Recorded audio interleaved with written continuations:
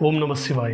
मेरे शिव चैनल पर आप सबका स्वागत है। सबसे पहले तो आप सभी शिव भक्तों के चरणों में मेरा प्रणाम। आज एक बहुत ही महत्वपूर्ण विषय के बारे में हम बात करेंगे। हम बात करेंगे सूतक के बारे में और शिव भक्ति के बारे में।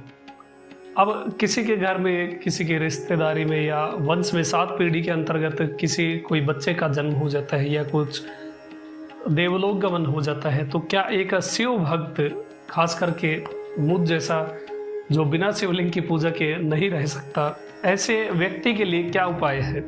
क्या वो 7 दिन या 9 दिन, जितनी प्रोसेस 10 दिन की शुद्धिकरण की प्रोसेस रहती है, उस दौरान पूजा निषिद्ध रहती है? आप किसी ग्रंथ को हाथ नहीं लगा सकते, आप भगवान के विग्रह को नहीं छू सकते।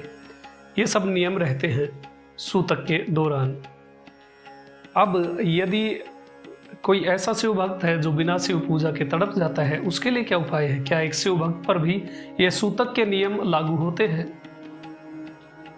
आप सभी शिव भक्तों को ये बात मैं क्लियर कर दूं कि जो एक शिव भक्त होता है उस पे सूतक वगैरह कोई नियम, कोई दोष लागू नहीं होता है।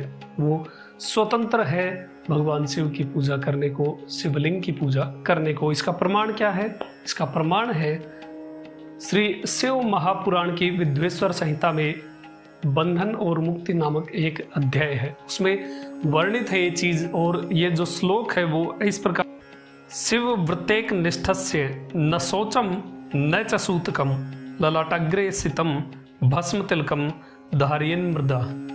अब इस श्लोक का जो अर्थ है वो मैं आपको बता दूं।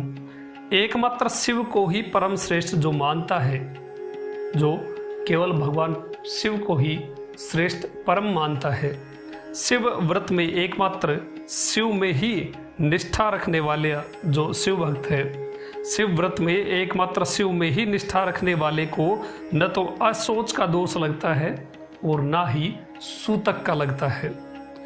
अब ये बात किन पर लागू है? ये उन शिव भक्तों पर लागू है जो केवल भगवान शिव के ही भक्त हैं।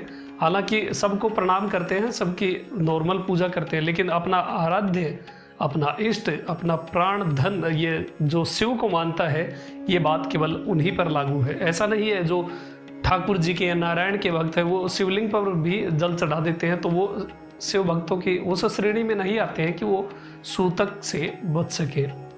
इसलिए जिनके आराध्य, जिनके सर्वस्व केवल शिव है, वही इस के लिए स्वतंत्र है। उन पर सूतक और अशौच वगैरह का किसी भी प्रकार का कोई दोष नहीं लगता है। वो हमेशा शिवलिंग की पूजा करने को स्वतंत्र हैं। जो भस्म धारण करते हैं, जो रुद्राक्ष धारण करते हैं, जो शिव को ही सर्वस्व मानते हैं, शिव के अतिरिक्त किसी और को उनके ऊपर नहीं देखते हैं, वो शिव भक्त सूतक में भी शिवलिंग की पूजा करने को स्वतंत्र है। इसलिए सभी शिव भक्त एनी टाइम आप शिवलिंग पूजा करिए। कभी भी शिवलिंग पूजा से वंचित रहने का कोई भी मतलब नहीं है, कोई ऑप्शन नहीं है। इसलिए आप फ्री माइंड होकर के शिव पूजा कर सकते हैं। ये थी छोटी सी जानकारी जो मुझे लगी आपके साथ साझा करनी चाहिए।